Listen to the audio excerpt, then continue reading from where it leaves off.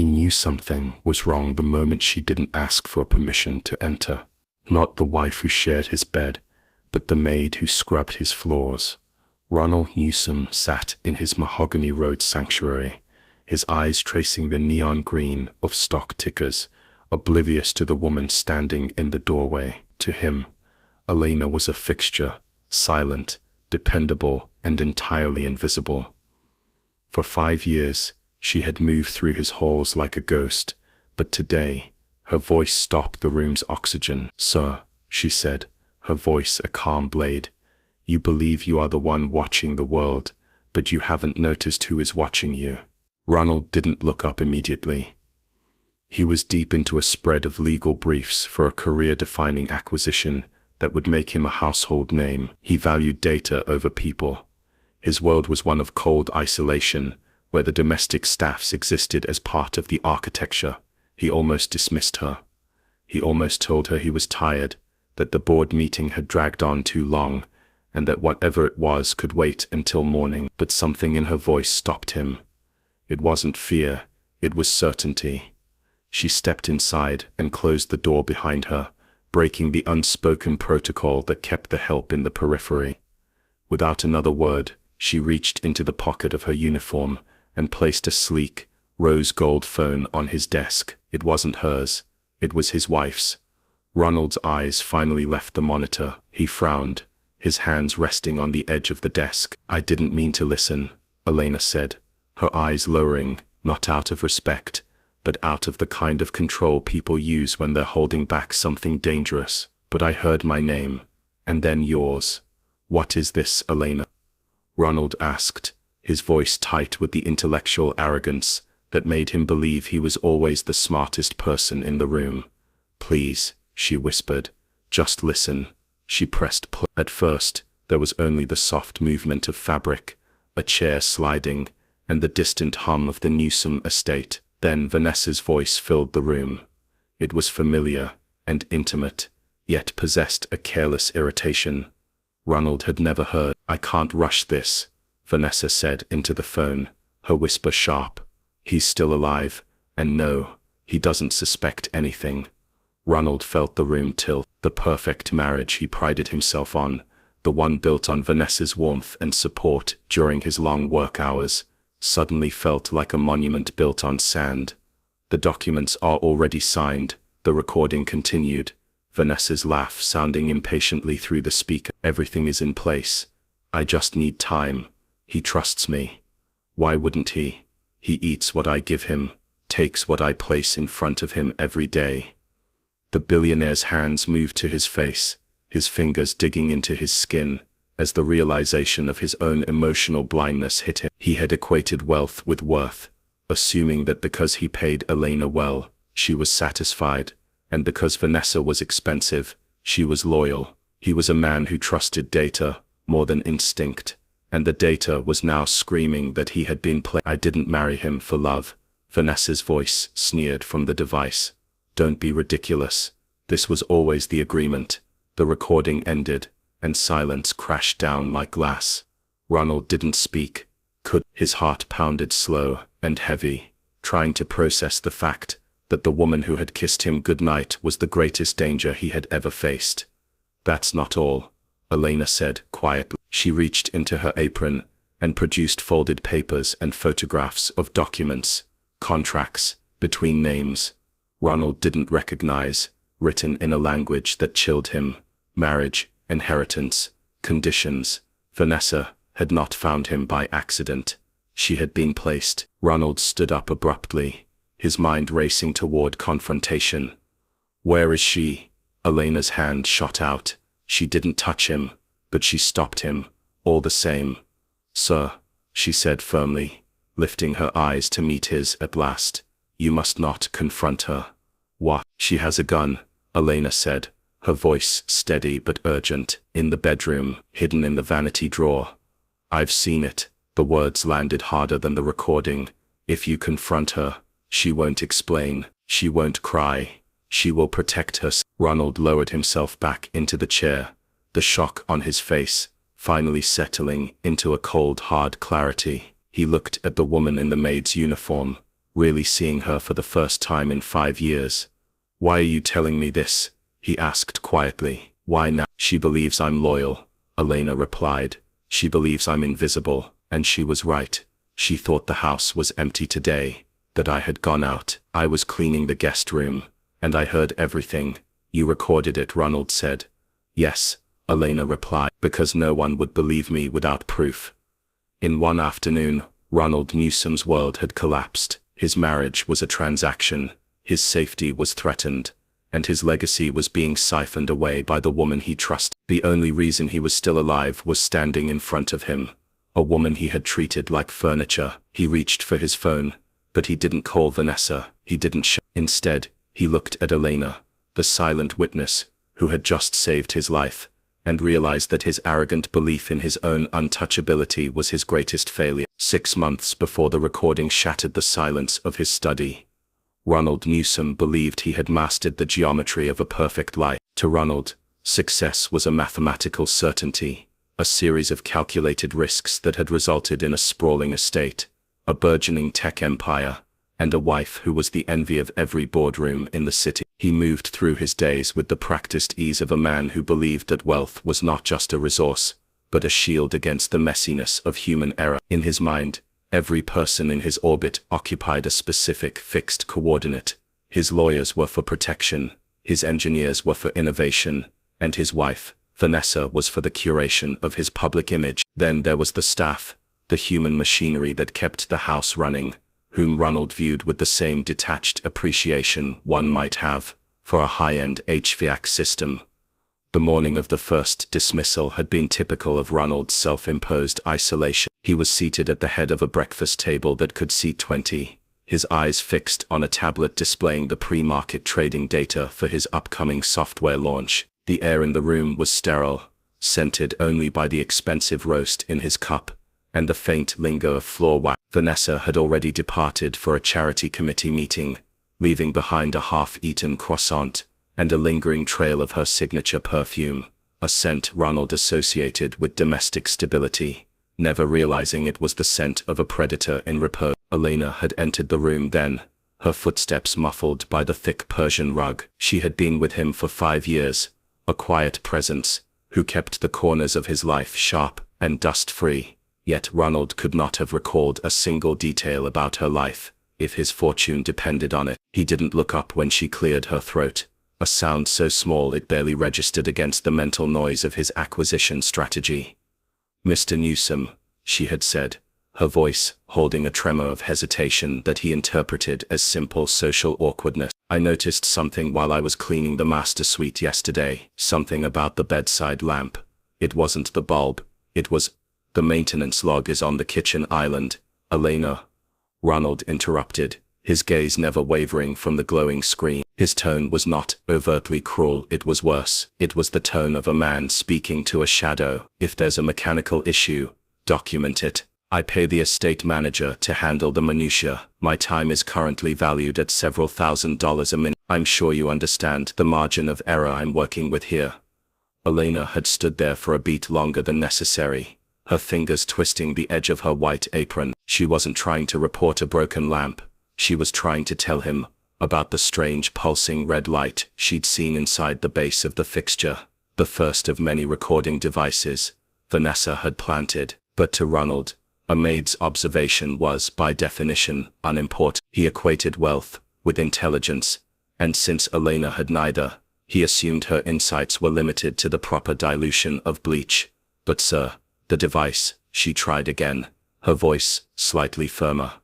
Ronald finally looked up, but not with interest. He looked at her with the weary patience of a king, explaining gravity to a peasant. "Elena, I hire professionals to worry about devices. I hire you to ensure I don't see dust on my trophies. Let's stick to our respective strengths, shall we?" He had returned to his tablet, effectively deleting her from the room. He didn't see the look of sudden sharp clarity that crossed her face, the moment she realized that if he was going to be saved, she would have to do it without his permission. He didn't notice the way she straightened her shoulders as she walked away, no longer a servant seeking guidance, but a witness beginning to build a case. At the time, Ronald felt a smug sense of control. He believed he had efficiently managed a distraction. He didn't realize that in dismissing the poor maid, he had ignored the only person in the house who wasn't being paid to lie to him. He continued his breakfast, sipping his coffee, and planning a future that was already being dismantled in the rooms he never bothered to truly look. He was a man who prided himself on spotting the smallest glitch in a million lines of code,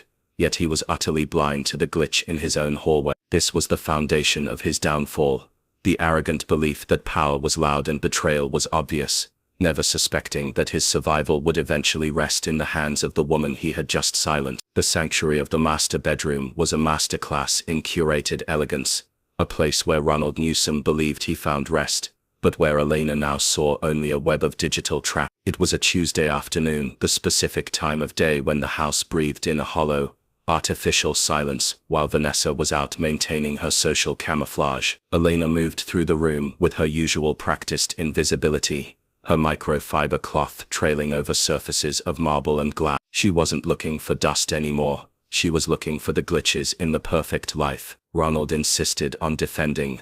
Her attention turned to Vanessa's vanity, a sprawling altar of gold-capped bottles and designer cosmetics that Ronald viewed as the harmless tools of his wife's beauty. Elena's hand hovered over a heavy obsidian-cased lipstick. It was a shade Vanessa never wore, a deep, bruised plum that sat apart from the vibrant reds and soft pinks. When Elena picked it up, the weight was wrong. It was too heavy for wax, too dense for a simple cosmetic. With a steady hand, she twisted the base. There was no color, only the dull metallic gleam of a high-gain microphone and a microtransmitter nestled inside the hollowed-out tube. The realization was a cold shock that traveled up Elena's arm. This wasn't just a wife keeping tabs on a busy husband.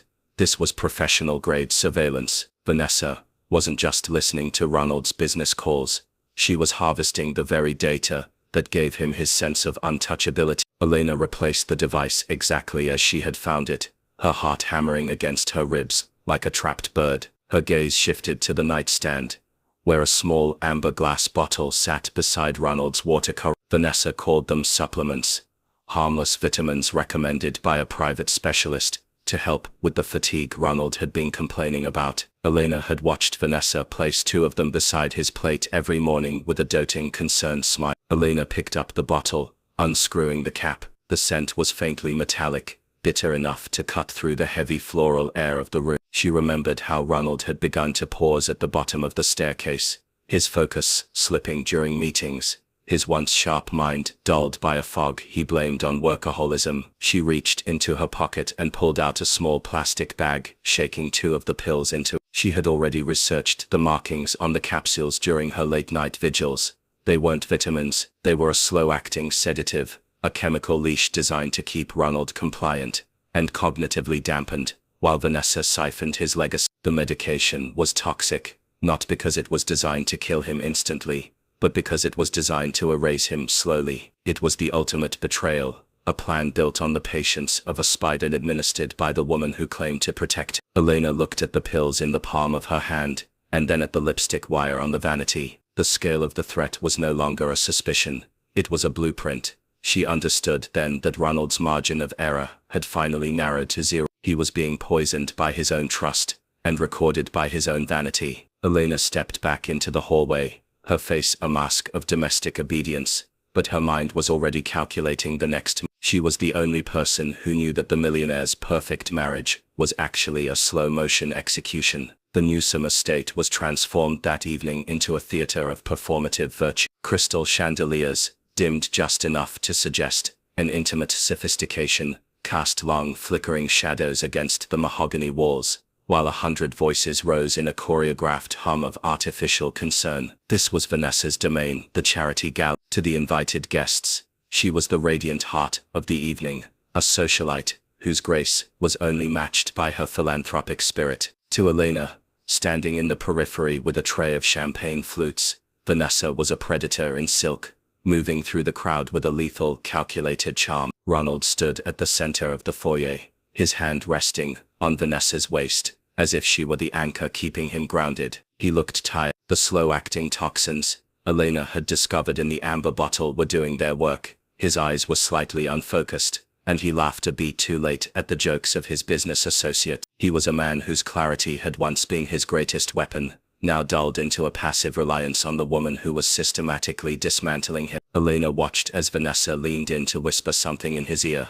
her touch lingering with a concern that the room found touching, but which Elena knew was a check on his physical state, a pulse check on his decline. As the evening matured into the heavy atmosphere of expensive wine and quiet promises, Vanessa signaled her need for a brief moment of air to the gala's coordinator. She slipped away from the main hall, her exit so fluid and graceful that no one but Elena noticed the sharp, purposeful direction of her gait. Elena placed her tray on a passing server's cart and moved through the servants' corridor, a hidden circulatory system of the house that allowed her to stay in the socialite shadow without ever being seen. She found herself in the darkened library, a room currently off-limits to guests. Through the heavy velvet drapes of the connecting terrace, she saw Vanessa. The woman had dropped the mask of the doting wife. She stood in the moonlight, her posture rigid and cold, her phone pressed to her ear. Elena didn't hesitate. She reached into her apron, activated her own device, and waited. "It's too slow," Vanessa's voice hissed into the receiver, the warmth of the gala replaced by a chilling, metallic edge. "I'm looking at him right now. He's still asking questions about the merger. The dosage needs to be increased before the board meeting on Friday." Elena held her breath, her hand steady despite the adrenaline surging through her veins. "The power of attorney is the only way this works without a mess." Vanessa continued pacing the small length of the terrace. "He trusts me implicitly. He thinks I'm his protector. If we wait for nature to take its course, the board will intervene. I need him compliant enough to sign then. It doesn't matter what happens to him." A pause followed, a silence in which Vanessa listened to the person on the other end. Someone Elena suspected was the very competitor Ronald was trying to acquire. Vanessa laughed, a dry, hollow sound that had no joy in it. "Don't be sentimental. I've spent 2 years playing the part of the perfect companion. I've earned every cent of this estate. He's just a man who forgot that the most dangerous thing in his house isn't the data, it's me." Vanessa snapped the phone shut and stood for a moment, staring out at the manicured lawns. In that instant, she looked like a general surveying a battlefield she had already won. She adjusted her hair in the reflection of the glass door, the doting socialite mask sliding back into place with terrifying ease, and stepped back into the warmth of the party. Elena remained in the darkness of the library for a long time after the silence returned. The recording on her phone felt heavy, a digital confession of a murder in progress. She looked through the door at the gala where Ronald was currently being toasted by his peers, unaware that his perfect wife was currently negotiating the price of his life. Elena realized then that the socialite shadow wasn't just a metaphor for Vanessa's influence. It was a shroud she was slowly wrapping around Ronald. The maid understood that the time for observation was over. If she didn't act soon, the next charity event in this house would be Ronald's funeral. The morning after the gala, the estate felt like a house of glass, fragile, transparent to those who knew where to look, and dangerously sharp. The festive remnants of the previous night had been cleared away by the early staff, leaving a silence that felt heavy with the unspoken. Elena was in the sunroom, polishing the silver tea service, when she felt a presence behind her. It wasn't the heavy, tired step of Ronald, but the light, rhythmic click of designer heels. Vanessa stood in the doorway framed by the morning light. She wasn't wearing her socialite's mask today. She was wearing the face of a sea. She watched Elena for a moment, her eyes narrowed, as if she were trying to solve a complex equation. There was a new tension in her posture, a realization that the invisible help might have been standing a little too close to the terrace doors the night before. "You work very hard, Elena," Vanessa said, her voice smooth and melodic, yet carrying an underlying chill. She walked into the room, trailing the scent of expensive lilies and cold intent. "I've been reviewing the household accounts this morning. It occurred to me that your dedication has gone undercompensated for quite some time." Elena didn't stop her work. She kept her gaze on the silver tray, watching Vanessa's reflection as the woman circled her like a shark in shallow water. "I am satisfied with my position, ma'am," Elena replied, her voice a neutral mask of domestic service.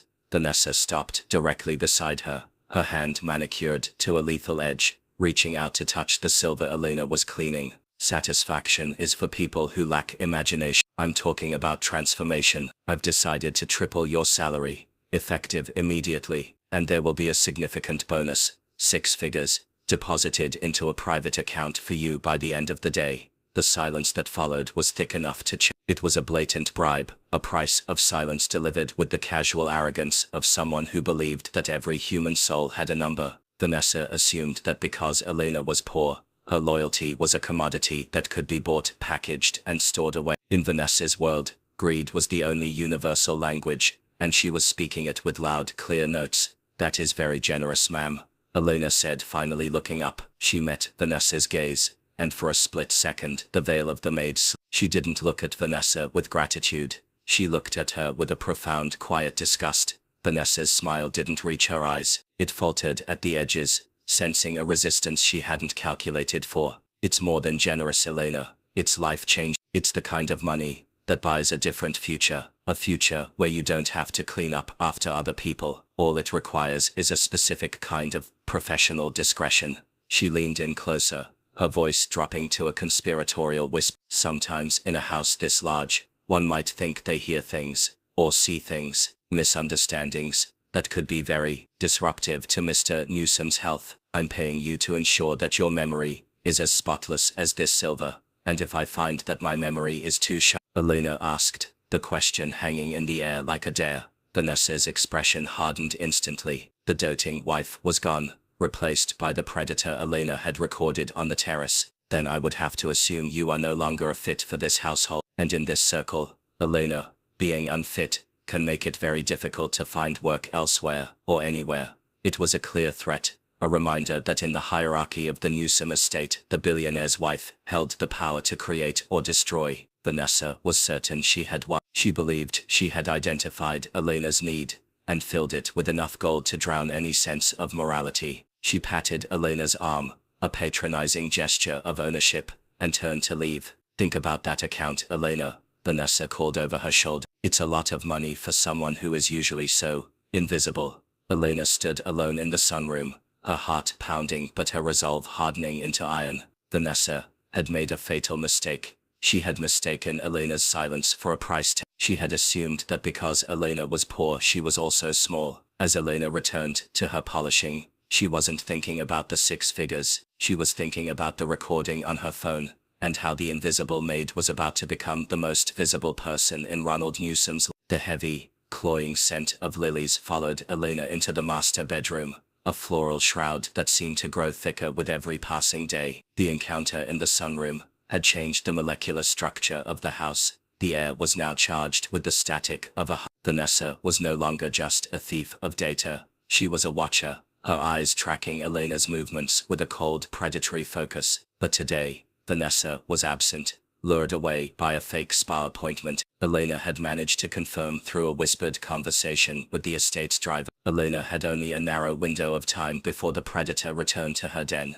Elena didn't waste time with the usual cleaning rituals. She went straight to the heart of the web, the master suite's walk-in closet, and the adjoining vanity. This room was a sanctuary of excess, filled with the spoils of a marriage built on a lie. She began with the vanity, the same obsidian and gold altar where she had found the lipstick wire. Her hands moved with a frantic but precise rhythm, checking the linings of velvet-lined jewelry boxes and the undersides of heavy perfume trays. It was in the lowest drawer hidden beneath a stack of silk scarves that had never been unfolded that she felt a weight that didn't belong in a space reserved for fashion. She pushed the silk aside, her breath catching in her throat. Wrapped in a chamois cloth was a compact, matte black semi-automatic pistol. The sight of the steel was a physical blow. Until this moment, the betrayal had been corporate, financial and chemical, a slow siphoning of Ronald's mind and money. But the gun changed the geometry of the threat. It was the last option that the competitor's story had whispered about, a finality that didn't require signatures or power of attorney. This wasn't just a plan to replace a billionaire. It was a plan to erase him if he ever dared to wake up from the fog. Elena didn't touch the weapon. She knew the value of leaving a trap undisturbed. Instead, she took her phone and snapped a series of high-resolution photos. The gun's serial number, its proximity to Ronald's side of the bed, and the box of ammunition tucked behind a row of designer clutch bags. The stakes had shifted from the boardroom to the graveyard. The medication was the slow kill, but the matte black steel in the drawer was the insurance policy for any sudden deviation from Vanessa's script. As she moved to close the drawer, she noticed one more thing. A small, leather-bound ledger wedged into the very back of the vanity's frame. She pulled it out, her fingers trembling. It wasn't a diary of feelings, it was a log of dosage. Dates, times, and milligram counts were recorded in Vanessa's elegant looping script. Beside the most recent entries, there were notes. Becoming agitated. Focus returning. Increase sedative to 20 mg by Friday launch. The Friday launch was only 3 days away. Vanessa was accelerating the timeline. The bedroom secret was a countdown. Ronald was being titrated toward a state of total compliance, and if he resisted, the semi-automatic was waiting in the A floorboard creaked in the hallway, the distinct, heavy sound of the estate's security detail. Elena shoved the ledger back into its hiding place and smoothed the silk scarves over the weapon. She grabbed her cleaning cart and began vigorously buffing the mirror just as the door opened. "Everything all right in here, Elena?" the guard asked, his shadow looming long across the ivory carpet. "Just finishing the glass, so," Elena replied, her voice a perfect imitation of a woman whose only concern was the streak-free shine of a mirror. The guard nodded and moved on, but Elena stayed frozen for a moment, staring at her own reflection. She looked the same. The modest uniform, the pinned-back hair, the invisible maid, but behind her eyes, the truth was screaming. She wasn't just a witness anymore, she was the only thing standing between Ronald Newsom and a matte black finality. She realized then that she couldn't wait for Ronald to notice the glitches on his own. She had to show him the gun before Vanessa had a reason to use it. The Mahogany Road study was a tomb of silence. The only sound, the rhythmic ticking of a grandfather clock that seemed to be counting down the final minutes of Ronald Newsom's old life. He sat hunched over his desk, his hands pressed hard against his forehead, as if trying to physically hold together the fragments of his failing concentration. The fatigue was a physical weight, a gray fog that blurred the edges of the legal documents spread before him. He was a man drowning in a shallow pool, unable to see the shore, even as it sat 3 feet away. Then the door clicked. He didn't look up, expecting the soft, perfumed presence of Vanessa with another dose of vitamins, or the hushed entry of a valet. But the footsteps were different, heavy, purposeful, and lacking the rhythmic grace of his wife's socialite stride. He felt a shadow fall across the desk. When he finally lifted his gaze, he didn't see a peer or a partner. He saw Elena. She stood before him, the white of her maid's uniform stark against the dark wood of his sanctuary. She didn't have a cleaning cloth or a tray.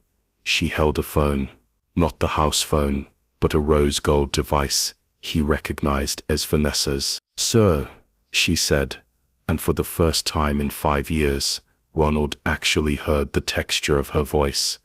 It was steady, devoid of the deference he had demanded for so long. "You once told me that your time was valued at thousands of dollars a minute. I am asking for 1 minute. It is the only one you have left." Ronald's brow furrowed, his intellectual arrogance struggling against the chemical haze. "Elena, I'm in the middle of—" "You are in the middle of an execution," she interrupted. She didn't wait for his permission. She tapped the screen and placed the phone on the desk between them. The recording began. At first, it was just the ambient noise of the house, but then Vanessa's voice sliced through the speaker. "It's taking too long. The dosage needs to be increased. He's just a man who forgot that the most dangerous thing in his house isn't the data, it's me." The room seemed to tilt. Ronald's hands, which had been resting near his face, froze. He stared at the phone as if it were a venomous snake. The words were a physical assault, stripping away the layers of his self-constructed reality. He heard his wife, the woman who had promised to grow old with him, discussing his cognitive decline as if it were a project milestone. He heard her laugh about his trust, calling it the handle she used to lead him to the slaughter. "No," he whispered, his voice cracking. She wouldn't. The documents are already signed." The recording continued, Vanessa's voice cold and metallic. I just need him to weaken a little more. If he resists, I'll protect myself. The weapon is already in the vanity." The recording ended. The silence that followed was more violent than the word. Ronald's ego, the towering, ironclad belief that he was the master of his universe, shattered into 1,000 jagged pieces. He looked at his hands and saw them trembling. He looked at the room he had designed to impress the world and saw a prison. The shock was a cold drenching, a sudden, brutal clarity that washed away the chemical fog of the sedatives. He looked up at Elena. For the first time, he didn't see a maid. He saw a survivor. He saw the only person in his multi-million-dollar life who hadn't been bought. "She has a gun," Ronald said, the words feeling like stones in his mouth. "In the lower drawer of the vanity, wrapped in silk," Elena confirmed, her eyes meeting his with a hard, shared understanding. "She isn't waiting for the merger, Mr. Newsom. She's waiting for the power of attorney. Once you sign that on Friday, you are a liability she intends to write off." The billionaire sat back, his spine hitting the leather chair. The man who had entered the room 10 minutes ago was gone. The arrogance was replaced by something far more dangerous, a cold, survivalist logic. He was a tech mogul, a man who built empires by anticipating every possible failure in a system. He had overlooked the most obvious failure, his own heart. But he wouldn't make that mistake twice. His eyes sharpened, the pupils dilating as the adrenaline finally cleared the last of the supplements from his system. He wasn't thinking about the betrayal anymore. He was thinking about the counter-move. "She thinks I'm weak," Ronald said, his voice dropping into a low, terrifyingly calm register. "She thinks the house is empty, and the witness is invisible." He looked at the phone, then back at Elena. A ghost of a smile, grim and sharp as a razor, touched his lips. "She's right about one thing. The house is empty. There is no doting husband here anymore. There is only a man who is about to show her what happens when you try to steal an empire from the person who built it." He reached for his own phone. He didn't call the police. He didn't call his lawyers. He looked at Elena and said, "Stay in the room. From this moment on, you are the only person in this house I trust. We have 48 hours until the launch. Let's make sure Vanessa gets the ending she deserves." The transition from prey to predator required a performance more convincing than any Ronald had ever delivered in a boardroom. As the sun began to dip below the horizon, casting long, bruised shadows across the estate, Ronald took his place in the master suite. He lay back against the silk pillows, forcing his muscles to slacken and his breathing to become shallow and labored. He had discarded the toxic supplements Elena had intercepted, but he mimicked their effects with haunting precision. The glazed eyes, the slight tremor in the hands, the distant, vacant stare of a man whose mind was slipping away. Elena moved silently in the background, ostensibly fluffing pillows and refreshing the water carafe. But her true task was technical. She had positioned her phone behind a stack of first edition novels on the nightstand, its lens angled to capture the room, while Ronald's own device was hidden beneath the duvet, live streaming to a secure cloud server. The quiet sting was live. When the door opened, the scent of lilies preceded Vanessa like a warning. She entered with the soft, exaggerated tread of a grieving widow in waiting. She carried a small tray with a single glass of water and 2 of the amber-colored capsules. "Ronald, darling," she whispered, her voice a saccharine melody that made his skin crawl. She sat on the edge of the bed, her hand, the one Elena knew was capable of reaching for the matte black steel in the vanity, stroking his forehead. "You look so tired. The stress of the launch is eating you alive." Ronald let out a low, pathetic moan, his eyes rolling back slightly. "The numbers, Vanessa. I can't make the merger numbers align. Everything is gray." Vanessa's smile was invisible to him, but he could hear the triumph in her breath. "Don't worry about the numbers, my love. That's why we prepared the papers. The board needs a signature to keep the acquisition moving while you rest. Just a few strokes of the pen, and you can sleep as long as you need. She reached into her silk robe and produced the power of attorney documents. She placed them on a leather folder, hovering a pen over his limp fingers. Sign here, Ronald. For us, for our future. Ronald hesitated, his voice a rasping whisper. Is it safe? I feel so strange, Vanessa, like I'm disappearing. Vanessa leaned closer, her mask finally beginning to slip under the pressure of her impending victory. She thought she was speaking to a vegetable, a shell of a man who would never remember this conversation. You are disappearing, Ronald. That's the point. You've worked so hard to build this empire, but you were always too arrogant to see who was really holding the blueprints. She laughed softly, the sound cold and hollow. You thought you were the smartest man in the world, but you couldn't even see the person sharing your bed. This merger isn't for you. It's for the people who actually know how to use your technology. Once you sign this, you'll be a tragic headline. The brilliant billionaire, who pushed himself too far and had a sudden unfortunate reaction to his medication. You're killing me. Ronald breathed, the words barely audible.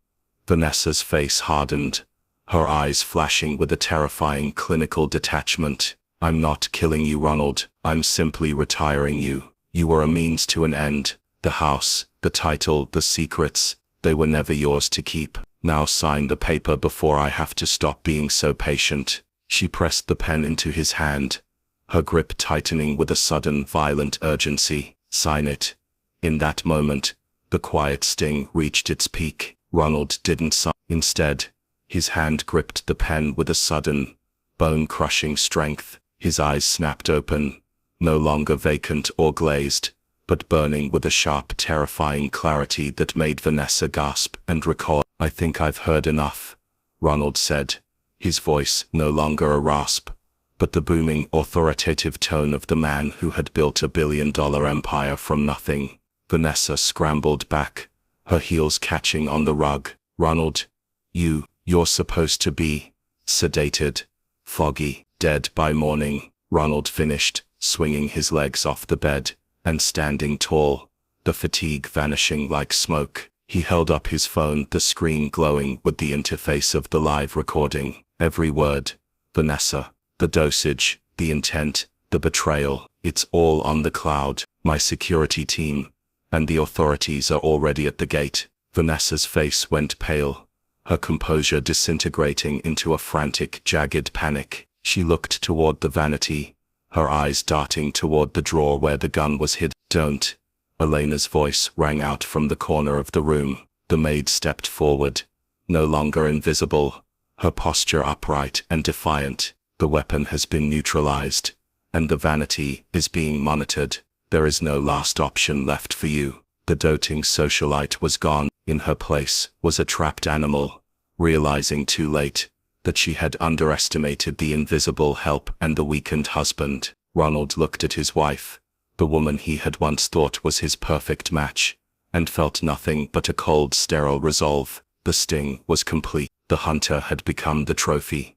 The morning of the final acquisition launch broke with a deceptive, crystal-clear stillness. The corporate headquarters of Newsom Industries, a glass and steel monolith that pierced the city skyline, was buzzing with the electric tension of a multi-billion-dollar shift in power. Vanessa arrived exactly at 10 o'clock, a vision of morning elegance in a charcoal gray suit, her eyes shielded by oversized sunglasses that hid her lack of sleep. To the security detail and the receptionists, she was the grieving pillar of strength, the wife of a titan who had finally succumbed to the unfortunate health crisis that had been whispered about in the financial columns for days. She moved through the lobby with a predatory grace, her heels clicking against the polished marble like a countdown. In her designer handbag, she carried the power of attorney documents Ronald had signed during the feverish, dark hours of the previous night, or so she believed. She had spent the morning coordinating with the rival firm's intermediaries,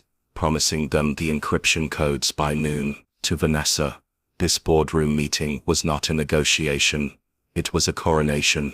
The double doors of the executive conference room swung open. The long, obsidian table was flanked by the board of directors, men and women who measured life in margins and leverage. They looked up as she entered, their expressions a mix of pity and professional urgency. "Vanessa," the chairman said, rising to pull out a chair for her. "We heard the news about Ronald's condition. It's a tragedy for the industry, but we must move forward. The merger depends on the legal transfer of authority." Vanessa took her seat, her movements slow and deliberate, a masterclass in the performance of a woman burdened by duty. "Ronald would want the company to survive," she said, her voice a soft, practiced tremor. "He told me last night, but his only regret was not being able to finish this himself. He's very weak today, but he gave me his blessing and his signature." She reached into her bag, pulling out the leather folder with a flourish of finality. She slid the document across the table. "Everything is in order. Once you countersign, the assets will be protected under my management until Ronald's recovery." The chairman reached for the paper, but his hand stopped midair. He wasn't looking at the document, he was looking at the massive, 80-inch display screen at the head of the room, which had suddenly flickered to life. Vanessa turned, her heart skipping a beat. The screen didn't show the merger statistics or the acquisition timeline. It showed a high-definition video of a bedroom, the master suite of the Newsom estate. The room went cold as Vanessa's own voice, sharp and metallic, filled the boardroom. "I didn't marry him for love. This was always the agreement." The board members froze. Vanessa's face turned the color of ash as she watched the playback of her own confession from the previous night. On the screen, the doting wife laughed about Ronald's cognitive decline and whispered about the dosage of his vitamin. "What is the meaning of this?" Vanessa gasped, her voice cracking as she tried to stand. "This is a fabrication, a deep fake." "It's not a fake, Vanessa. It's a documentary." The voice didn't come from the screen. It came from the side entrance. Ronald Newsom walked into the boardroom, his stride long and powerful, his eyes burning with a terrifying, lucid intensity. He was no longer the gray, stumbling man she had left in the bed. He looked like the titan who had built the empire from nothing. Beside him, dressed not in a maid's uniform, but in a sharp professional blazer, walked Elena. The silence in the room was absolute, a vacuum that sucked the air from Vanessa's lungs. "Ronald," she whispered, the name a plea for a reality that no longer existed. "The signature on that document is a forgery, Vanessa," Ronald said, his voice dropping into a low, lethal register as he reached the head of the table. "I spent the morning with the district attorney. We've had the vitamins test. We've retrieved the matte black semi-automatic, and we've tracked the offshore accounts you've been using to fund your parallel life." Vanessa scrambled back, her chair screeching against the floor, but the doors behind her opened. Two plainclothes detectives stepped into the room, followed by an officer in uniform. "Vanessa Newsom," the lead detective said, stepping forward with a pair of steel handcuffs. "You are under arrest for attempted murder, corporate espionage, and grand larceny." Vanessa looked around the room, her eyes darting like a trapped animal's. She looked at the board members, who were now recoiling from her in disgust. Finally, her gaze landed on Elena. The invisible maid stood perfectly still, her face a mask of quiet, resolute victory. "You, Vanessa," hissed, her voice dripping with a final toxic venom. "You were nothing. You were a servant." "I was a witness," Elena replied, her voice steady and clear, echoing through the room where she had once been ignored. "And in this house, the witnesses are the only ones who see the truth." As the detectives led a silent, shattered Vanessa from the boardroom, Ronald didn't watch her go. He looked at the board, then turned to Elena. The final boardroom hadn't just been about the arrest of a criminal. It was about the end of a billionaire's isolation. He realized then that the most valuable asset in the room wasn't the software or the acquisition. It was the loyalty of the woman who had refused to stay silent. The aftermath of the boardroom explosion did not bring the noise Ronald Newsom expected. There were no victory parties, no triumphant press conferences, and no return to the frantic, data-driven mania that had once defined his existence. Instead, a profound and heavy silence settled over the Newsom estate, a quiet that felt less like emptiness and more like a long overdue exhale. The billionaire persona, a suit of armor Ronald had worn so tightly, It had begun to crush his own ribs, was finally cast aside. He spent the weeks following Vanessa's arrest, not in front of stock tickers, but walking the grounds of his home, seeing the architecture of his life for what it truly was, a magnificent structure that had nearly become his tomb. He sat in the sunroom, where the morning light hit the silver tea service, the same spot where Vanessa had once tried to purchase Elena's soul with a six-figure bribe. He wasn't looking at a tablet, he was looking at a single, handwritten document on the table before him. It was the first piece of data he had handled in years. That wasn't about margins or leverage. It was about acknowledgement. Elena entered the room with her usual quiet grace, her footsteps still muffled by the thick rugs. But the dynamic had shifted irrevocably. She no longer carried a tray or a polishing cloth. She wore a simple, elegant dress of her own. Her posture, no longer bent by the weight of practiced deference. She was no longer a fixture of the house.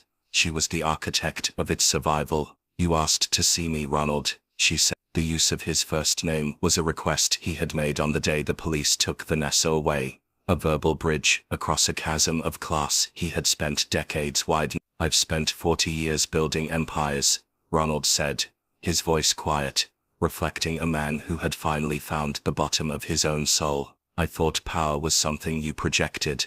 I thought it was the number of people who jumped when you spoke, or the zeros in a bank account. I lived in a house full of people, and I was entirely alone because I chose to be blind." He looked at her, truly looking at the woman who had stood in the shadow of his arrogance and saved him anyway. "You were the only person who saw me as a man instead of a transaction. You saw the danger when I was too proud to notice the knife at my throat. I treated you as if you were invisible, Elena, and yet you were the only one who refused to look away." He pushed the document toward her.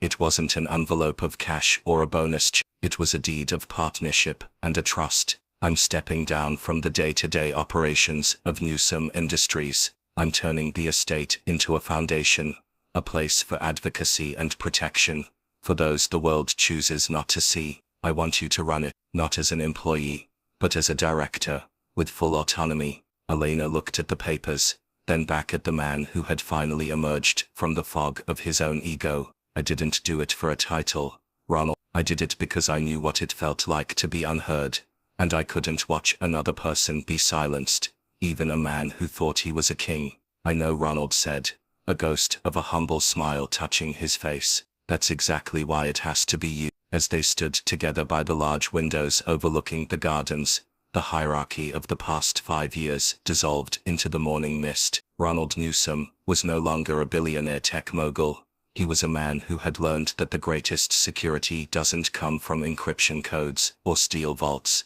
It comes from the quiet, unwavering loyalty of those who watch the world from the margin. He realized then that his life hadn't been saved by a miracle, but by a choice, the choice of an unseen ally, who had decided that a human life was worth more than the price of silence. The house was no longer a monument to his success. It was a home, and for the first time in his life, Ronald Newsom wasn't just living in it. He was finally present. Somewhere in the city, the headlines were still churning out the scandal of the century, but inside the sunroom, the only thing that mattered was the steady, shared gaze between two equals who had survived the dark. The billionaire was gone, and in his place was a man who finally understood that power doesn't come from control. It comes from knowing who deserves